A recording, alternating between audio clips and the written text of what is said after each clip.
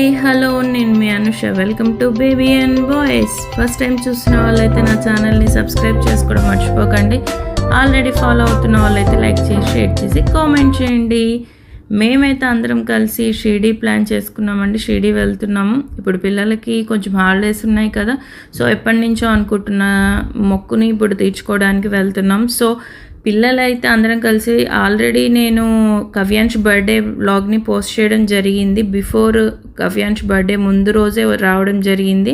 Just ఈ trip అయితే only 2 డేసే లేండి. సో ఫస్ట్ డే వచ్చేసి ఇలా మేము షిరిడీకి బయలుదేరాం. మార్నింగే 6 o'clockకి అలా స్టార్ట్ అయిపోయాము. సో డైరెక్ట్ అయితే షిరిడీ వెళ్ళట్లేదండి. మధ్యలో తుల్జా భవాని దర్శనం చేసుకొని ఆ తర్వాత షిరిడీకి వెళ్ళాలని డిసైడ్ అయ్యాము. ఈ జర్నీ అయితే వచ్చేసి 5 hours ఉంటుంది. సో అందుకని కంటిన్యూగా జర్నీ చేస్తే కొంచెం టైర్డ్ అయిపోతాం అనిపించి కొంచెం మధ్యలో అయితే ఇలా బ్రేక్ తీసుకున్నాము. అక్కడ ఒక హోటల్ దగ్గర ఆపేసి ఇలా కొంచెం టిఫిన్స్ అలా స్నాక్స్ అలా మొత్తం టీలు అలా చేసేసాక పిల్లలైతే అక్కడ ఉన్న ఉయ్యాలతో ఆడడం స్టార్ట్ చేశారు. సో మాది ఇలా అవుతూ ఉంది, ఇంకా పిల్లలు అలా ఆడుతూ ఉన్నారు. అనుకోకుండా ఆర్యాన్ష్కి ఒక వెరైటీ టాయ్ దొరికింది. సో దాన్ని చూస్తూ దాంతో కాసేపు ఆడాడు. ఆ తర్వాత అయితే అక్కడే ఒక జీప్ కూడా ఉంది. సో దాంతో కూడా రైడ్ చేస్తూ ఇలా అందరు పిల్లలైతే కాసేపు దాంతో స్పెండ్ చేయడం జరిగింది. సో ఈ హోటల్ అయితే చాలా బాగుందండి. పిల్లలకి ఆడుకోవడానికి పెద్దవాళ్ళు అందరూ కొంచెం తినగలిగి ఇలా కొంచెం వాళ్ళ రిలాక్స్ అవుతూ ఉన్నట్టుగా అనుకోకుండా మేము అక్కడికి వెళ్ళడం జరిగింది. అక్కడే ఇలా పిల్లలు మేము అందరం ఎంజాయ్ చేస్తూ కాస్త రిలాక్స్ అయ్యి మళ్ళీ మా జర్నీ స్టార్ట్ చేయడం జరిగింది. సో మా జర్నీ అయితే హైదరాబాద్ టు షిరిడీ అయితే 2 waysలో వెళ్ళొచ్చండి. 2 ways ఏంటి అంటే ఒకటి వచ్చేసి హైవే డైరెక్ట్ మొత్తం హైవే మించే వెళ్ళొచ్చు. ఇంకోటి డబల్ రోడ్ ఉంటుంది కదండి, అలా డబల్ రోడ్లో వెళ్ళొచ్చు. అయితే డబల్ రోడ్ అయితే కొంచెం ఇంకా టోల్ గేట్లు అలా ఉండవు, కొంచెం నియర్ కూడా ఉంటుంది షిరిడీకి. కానీ అదైతే కొంచెం నైట్ జర్నీస్ కొంచెం డిఫికల్ట్గానే ట్రబుల్గా ఉంటుందని చెప్తున్నారు. మొత్తం హైవే అయితే కొంచెం బాగుంటుంది అన్నారు. అయితే సో మేము కూడా హైవేనే డిసైడ్ చేసుకొని వెళ్ళడం జరిగింది. అలా హైవే నుంచి వెళ్తూ కొంచెం మధ్యలో క్రాస్ అయ్యి తుల్జాపూర్ వెళ్ళడానికి ఇలా డబల్ రోడ్ అయితే చేంజ్ అవ్వాల్సి వస్తుంది. మనం తుల్జాపూర్ వెళ్తుంటే మనకు దగ్గర అయ్యే కొద్దీ ఇలా విండ్ అంటే ఎయిర్ విండ్స్ అయితే కనిపిస్తాయండి. అదే అండి గాలి మరలు అంటారు కదా, చిన్నప్పుడు మనం బుక్స్లో చదువుకున్నామే. అంటే కరెంట్ జనరేట్ అవ్వడానికి ఇవి యూస్ఫుల్ అవుతాయని. సో ఆ ఏరియా మొత్తం ఇలాగే ఉందండి, ఎక్కడ చూసినా ఇవే కనిపిస్తున్నాయి.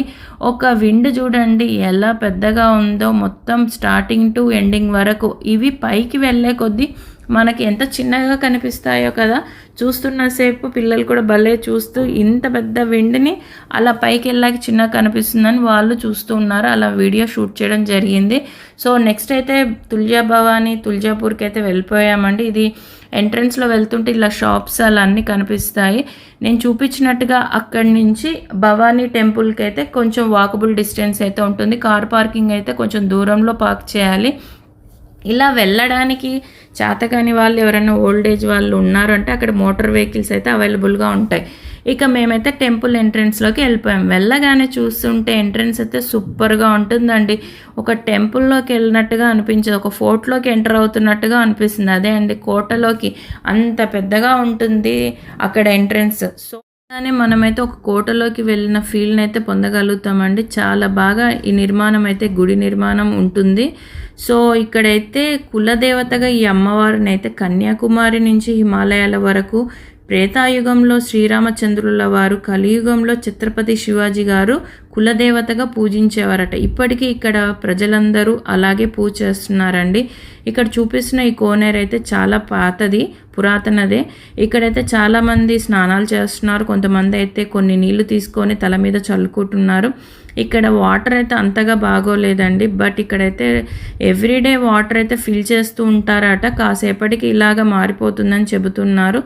ఇంకా నెక్స్ట్ అయితే ఇక్కడ అమ్మవారు ఎలా వెలిసారు అనే దానికి ఒక చిన్న స్టోరీ అయితే ఉందంటే చెప్తాను నేను. కృతాయుగంలో ముని భార్య అయిన అనుభూతి అనే ఆవిడ యుమాంచల్ అంటే అదేదో ఊరు కాదండి, తుల్జాపూర్. సో ఆవిడ అనుభూతి అనే ఆవిడ తపస్సు చేస్తూ ఉంటుందట. ఆవిడ తపస్సును భంగం చేయడానికి కుకూర్ అనే రాక్షసుడు వచ్చి ఆమె తపస్సును భంగం చేస్తాడట. అప్పుడు ఆవిడ భగవతి అనే దేవిని పూజించగా ఆవిడ చాలా ఆయుధాలతో వచ్చి కుకూర్ని సంహరిస్తుందంట. భగవతి దేవిని అనుభూతి ఆవిడ ప్రార్థిస్తుందట, ఇక్కడే ఉండి తుల్జా భవానిగా ఇక్కడే ఉండిపోమ్మ అనగా భగవతి దేవియే తుల్జా భవానిగా ఇక్కడ ఉండిపోయిందట. ఇది చిన్న స్టోరీ అండి. సో ఇక్కడ నేను చూపిస్తున్నట్టు గుడి లోపలికి ఎంటర్ అవ్వగానే గుడి లోపలైతే ఇలా మొత్తం ఉంటుందండి. చాలా పెద్ద పెద్ద గోడలతో నిర్మాణం ఉంటుంది గుడి. ఈ పెద్ద పెద్ద గోడలు అన్ని గుడి చుట్టూరా నిర్మాణం అయితే ఛత్రపతి శివాజీ గారు నిర్మించారట. లోపల ఉన్న గర్భగుడిలో టెంపుల్ అయితే మాత్రం చాలా పూర్వకాలంది. సో ఇక్కడ మేమైతే అమ్మవారికి సమర్పించడం కోసం ఇలా చీర, గాజులు, పూలు, పండ్లు అలా అన్ని రకాలుగా బయట అయితే కొనుక్కుని తీసుకొని వచ్చి అమ్మవారికి అయితే సమర్పించాం. మాకు కొంచెం బాగుంటుంది అని. సో అమ్మవారి దర్శనానికి వెళ్ళేవాళ్ళు ఎవరైనా ఇలా కొంతమంది వాళ్ళ అభిప్రాయాన్ని బట్టి తీసుకొని వెళ్ళొచ్చు. సో మేమైతే ఇంకా దర్శనానికి వెళ్ళిపోయామండి. ఇక్కడ ఏంటంటే ఒక చిన్న మిస్టేక్ జరిగిందంటే మేమైతే క్యూ లైన్లో వెళ్ళడం జరిగింది. ఈ క్యూ లైన్ చాలా చిన్నగా ఉంటుందేమో అనుకున్నాం. చాలా ఇయర్స్ బ్యాక్ వెళ్ళాం టెంపుల్కి, 8 years బ్యాక్ వెళ్ళాం. సో ఇది మళ్ళీ సెకండ్ టైం వెళ్ళడం, మాకు అంతగా ఐడియా లేదు. వెళ్ళగానే మాకు చాలా దూరం వెళ్ళాక తెలిసింది ఇలా అన్ని ఫ్లోర్స్ దిగాలి, అలా 4 floors దిగాలండి. అలా ఇలా ఉంటుందని తెలియక వెళ్ళడం జరిగింది. మీరు వెళ్తే మాత్రం మీ ఇష్టం అది, లేదంటే టికెట్ తీసుకొని వెళ్ళొచ్చు. అలా 4 floors దిగి మొత్తం కిందికి వచ్చిన తర్వాత కింద అమ్మవారి దర్శనం అయితే ఉంటుంది. అది ఎలా ఉంటుందంటే ఇలా మొత్తం ఒక గోడ లోపల, అంటే ఒక కోట, ఒక రాయి త్వరలో నుంచి వెళ్ళి అక్కడ అమ్మవారు దర్శనం అయితే జరుగుతుంది. ఇలా నేను చూపిస్తున్నట్టుగా ఉంటుందండి అమ్మవారు. ఇక్కడ వరకే కెమెరా అలౌడ్ ఉంది, సో అందుకని అక్కడ వరకే తీయడం జరిగింది. అమ్మవారిని అయితే తీయలేదండి. చాలా బాగా దర్శనం చేసుకున్నామండి. అమ్మవారి దర్శనం అయితే చాలా బాగా జరిగింది. ఇక్కడ చూపిస్తున్న గోపురం దగ్గరే మెయిన్ గుడి అండి.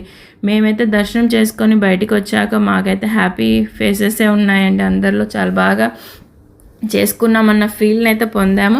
ఇక్కడ నేను చూపిస్తున్నట్టుగా గోపురం లోపల మెయిన్ గుడి అదే అండి, అమ్మవారు దర్శనం ఇచ్చే టెంపుల్ గుడి అదే. సో నెక్స్ట్ అయితే అక్కడ దర్శనం చేసుకొని ఇలా బయటికి మనమైతే వస్తాము.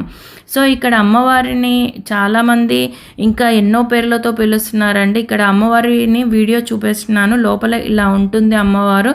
సో మీకు అందరికి చూపిద్దామని లోపల చూపించడానికి కుదరలేదు కాబట్టి బయట ఇలా వీడియోని టీవీలో చూపించడం జరిగింది. సో అదే నేను షూట్ చేయడం జరిగిందండి. ఇక్కడ అయితే చలన స్థితిలో చూస్తామండి. ఎక్కడ ప్రపంచంలో లేని టెంపుల్ ఈ ఒక్క తుల్జాపూర్లోనే ఉంది అండి. చలన స్థితి అంటే కదులుతూ ఉన్నట్టుగా కనిపిస్తారు అమ్మవారు. నిజంగా చెప్పాలంటే అక్కడ కదలరండి, అలా మనకు అనుభూతి కలిగిస్తూ ఉంటారు. ఈ టెంపుల్ మొత్తం వచ్చేసి హేమట్ వాళ్ళ స్టైల్లో ఉంటుందండి. ఇదండి తుల్జా భవానీ టెంపుల్.